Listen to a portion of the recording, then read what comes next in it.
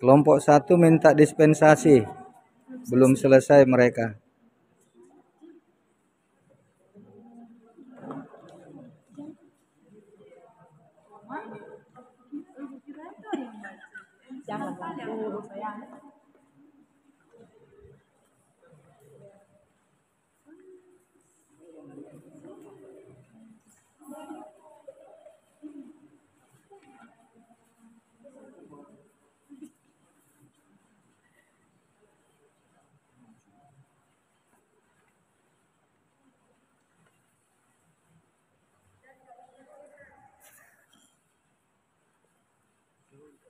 Kasih contekan dulu.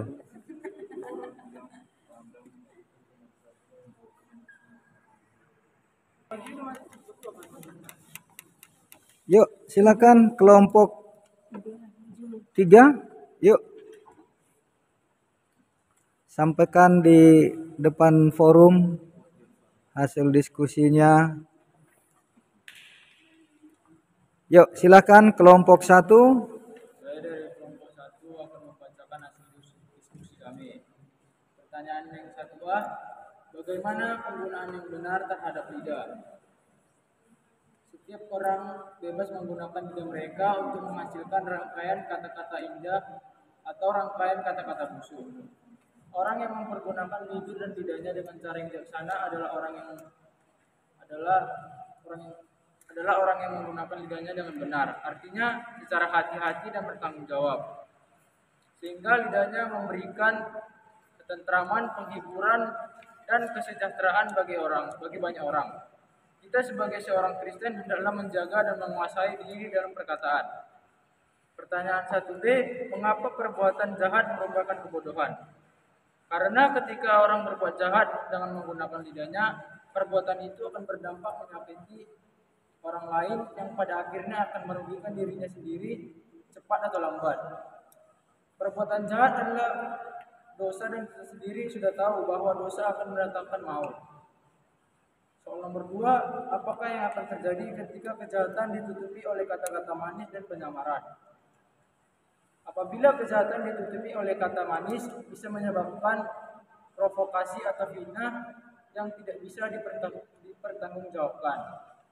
Pertanyaan yang 3A, siapakah yang menyembunyikan kebencian dengan bibir yang berdusta?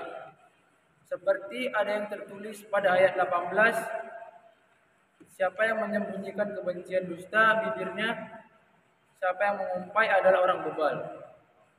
Pertanyaan B, siapakah kita? Yang bisa menentukan siapa kita adalah kita sendiri.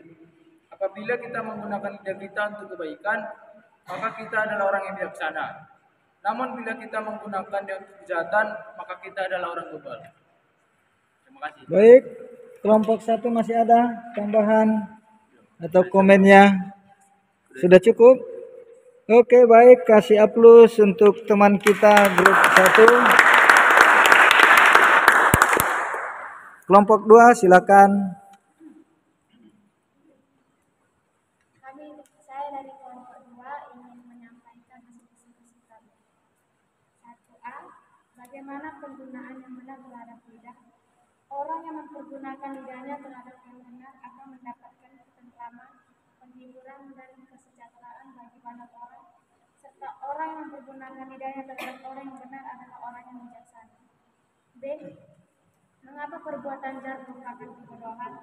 Karena orang yang melakukan perbuatan jahat tidak memikirkan konsekuensinya, dan Tuhan pun tidak pernah mengajarkan kita untuk berbuat jahat. Dan di dalam Amsal 15 ayat 21 menjelaskan, kebodohan adalah kesukaan bagi yang tidak berakal budi, tapi orang yang pandai berjalan lurus. 2. Apa yang akan terjadi ketika kejahatan ditutupi oleh kata-kata manis dan penyamaran? Yang akan terjadi dapat menimbulkan sakit hati, kebencian, dan saling merugikan. Karena di dalam karena di dalam pasti ada pelanggaran dan dosa tak akan berhenti. 3A. Siapakah orang yang menyembunyikan kebencian dengan bibir yang berdusta? Dalam Amsal 10 ayat 18, siapa yang menyembunyikan kebencian dan kebencian dusta bibirnya? Siapa yang mengumpat adalah orang bebal. 3B. Siapakah kita? Kita adalah umat yang diciptakan Tuhan yang tidak luput dari dosa, serta Tuhan tidak akan membiarkan kita jatuh ke dalam dosa. Ada tambahan dari grup 2? Sudah?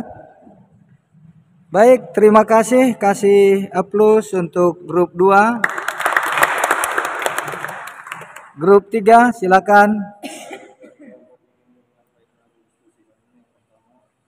Bagaimana penggunaan yang benar terhadap lidah, mengapa perbuatan dan satu A dengan cara memberitakan firman Tuhan, tidak usah banyak berbicara, apa yang dibicarakan dan diucapkan sebenarnya hanya kata-kata penghibur, kata-kata yang mendatangkan hikmat dan ketenteraman bagi banyak orang.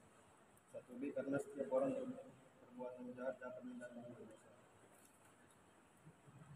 Nomor 2, apakah yang akan terjadi ketika kejahatan ditutupi oleh kata-kata manis dan penyamaran? Karena dapat membuat diri kita akan terus melakukan perbuatan jahat sehingga kita sering mengucapkan kata-kata manis dan memiliki jahat. Yang ketiga, siapakah orang yang menyembunyikan kebencian dengan bibir yang berdosa? Siapakah kita?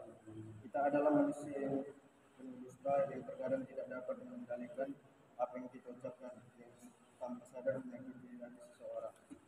Siapakah kita? Kita adalah manusia yang tidak luput dari kesalahan. Ada lagi tambahan dari grup 3? Tidak ada? Baik, terima kasih. Kasih tepuk buat kawan-kawan kita. Silakan duduk. Ya, terima kasih ya.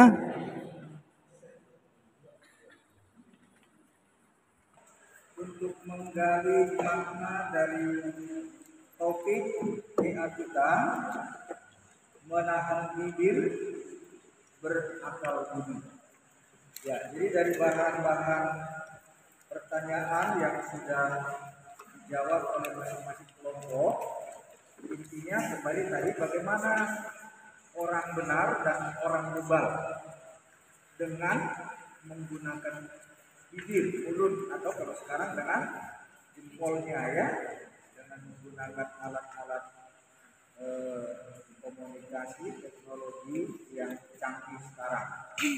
Nah, jadi di dunia sekarang ini sangat signifikan sekali ya persoalan komunikasi, ya bukan lagi dengan mulut, tetapi dengan jempol, dengan cara yang sangat masif, mudah, cepat, sehingga bisa merugi. Nah, yang menjadi orang bagi kita, apakah kita akan menyebarkan pengaruh yang negatif, destruktif, yang merusak, atau sebaliknya mempengaruhi untuk yang positif, membangun dan bermanfaat. Nah, ini kita diajar melalui firman Tuhan pada hari ini, bagaimana kita menahan bibir, artinya jangan gampang-gampang mengirim atau membuat kata-kata atau informasi, berita, menyebar berita yang kita tidak yakin itu bermanfaat. Kalau kita tidak yakin bermanfaat, ya. Tapi kalau kita yakin bermanfaat, ya silakan. Nah, jadi bukan artinya kita hanya diam. Ya, memang ada dikatakan diam itu emas, ya. Bicara itu perak. Ya, memang benar. Kalau orang yang betul-betul menggunakan mulutnya dengan baik atau jarinya secara ya, atau alat komunikasinya. Nah, karena itu bagaimana supaya emas kita? Atau lebih dari emas lah ya. Lebih dari emas artinya ya banyak bicara tetapi teratur, sistematis dan mengandung kebenaran serta bermanfaat. Nah, jadi di dunia yang sekarang ini sedang dalam usaha yang segala macam fasilitas gampang digunakan, dimanfaatkan orang yang tidak baik.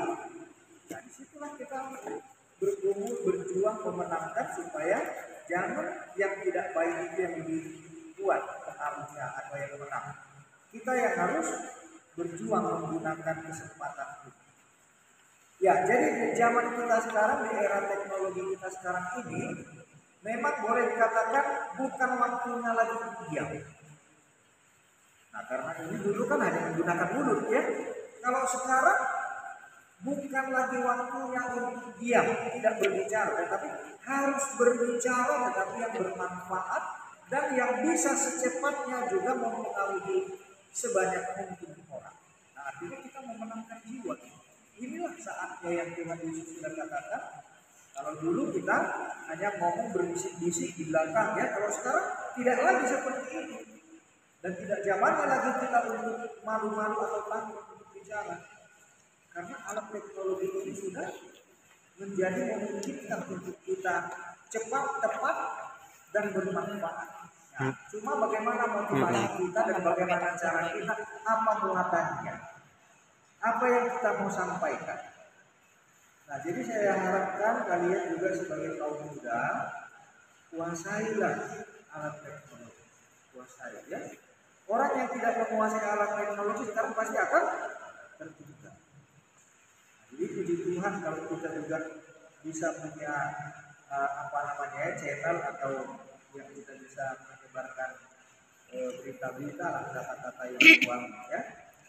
Semoga kalian juga tertarik menggunakan itu. Nah, kalau kita juga melihat bagaimana dunia ini juga sudah diberikan kesempatan oleh karena teknologi ini untuk mendapatkan keuntungan manfaat dari kemajuan teknologi, ya kita juga harus bisa. Jadi youtuber sekarang ini kan gampang untuk mendapatkan hasil yang luar biasa ya. Jadi orang usia muda seperti kalian ini orang nggak kaget lagi sekarang kalau bisa kaya raya karena kemampuan menggunakan IT. Nah, kalian jangan jadi cemburu atau hanya diam-diam. Kalian juga harus berebut kesempatan. Ini pasar sudah terbuka. Dunia ini sudah sangat terbuka. Yang kamu bisa saja menggunakan itu. Nah, cuma bagaimana distribusi yang baik ya. Nah, memang ada juga semacam penonjolan diri, tetapi itu tergantung dari motivasi kita ya. Kalau kita motivasinya adalah untuk memenangkan jiwa-jiwa orang, jangan kalian kalah. Karena kalau kita tidak gunakan, orang jahat akan menggunakan kita. Orang lain yang akan mempengaruhi kita. Nah, karena itu kita harus mempergunakannya. Tapi kuasailah teknologi dan juga motivasi kita yang benar. Nah, karena itulah maka supaya muatan-muatan yang kita sampaikan itu betul-betul seturut dengan kehendak Tuhan, sesuai dengan firman Tuhan, ya kita harus juga mempunyai modal untuk pengetahuan firman Tuhan. Jangan hanya pikiran kita saja, kehebatan kita saja atau hal yang jadi negatif yang kita sebarkan, tetapi firman Tuhan, kebenaran sejati yang tentang kehidupan kita, tentang surga, tentang Tuhan Yesus, ya, tentang iman kita. Manfaatkan peluang itu. Nah, jadi apalagi dengan gereja kita kan sudah menutup peluang lagi kan dengan menggunakan Infocus, dan kalau boleh juga saya sangat berharap tetaplah kita gunakan streaming supaya itu juga menjadi media kita mensosialisasikan, menyebarluaskan firman Tuhan yang ada di dalam ibadah kita. Jadi saya ingin sekali, saya sangat berharap sekali kalau kalian juga di gereja ini manfaatkanlah kesempatan. Dan kalau saya lihat ini kan wifi-nya sudah cukup memadai ya, sudah dibayar mahal oleh gereja kita. Tapi kalau kalian tidak gunakan dengan baik atau hanya untuk hal yang negatif, waduh kasihan. Nah, kalian yang sudah lebih senior ya, bagaimana kalian membimbing adik-adik kita ini? Jadi anak-anak remaja kita ini juga, adik-adik kita ini dibantu supaya mereka juga lebih terampil menggunakan alat teknologi. Ya, saya berharap kalau ada dari kalian yang memang punya latar belakang khusus untuk IT, marilah kita bangun pelayanan di gereja kita ini supaya itu menjadi sebuah gerakan ya.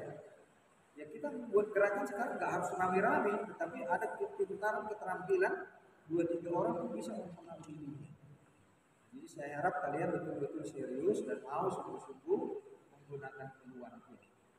Ya, yang terakhir dari apa yang Tuhan inginkan dari firman Tuhan pada saat ini, bagaimana supaya kita banyak bicara tetapi tanpa melakukan kesalahan atau pelanggaran. Kalau dulu memang dikatakan banyak bicara pasti ada pelanggaran.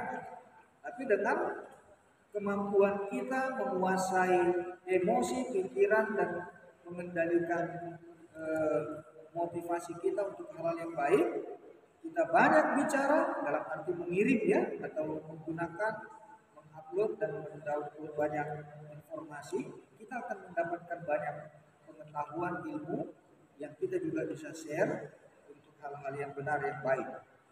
Nah, kemudian dengan demikian kita juga harus menggunakan akal budi. Ya, dikatakan di sini siapa yang menahan bibirnya. Menahan bibir artinya dulu nggak usah banyak bicara, tetapi yang sekarang bukan itu lagi zamannya. Tetapi kita banyak bicara dengan menggunakan IT, dengan jempol, dengan keterampilan kita menggunakan teknologi komunikasi kita ini. Sebagai orang berakal budi, kita memenangkan sebanyak mungkin jiwa untuk kemuliaan Tuhan, ya, untuk kerajaan Allah boleh dinyatakan di tengah-tengah dunia ini. Nah, disinilah persaingan kita, disinilah kita harus memenangkan dunia ini. Di era globalisasi ya, dengan alat-alat internet kita yang sudah canggih ini, jangan kalah. Kita harus menang, kita harus rebut. Tapi tujuannya tadi untuk kemuliaan Tuhan, kerajaan Allah, dan menjangkau sebanyak mungkin jiwa-jiwa bagi Tuhan Yesus ya. Terima kasih untuk diskusi kita.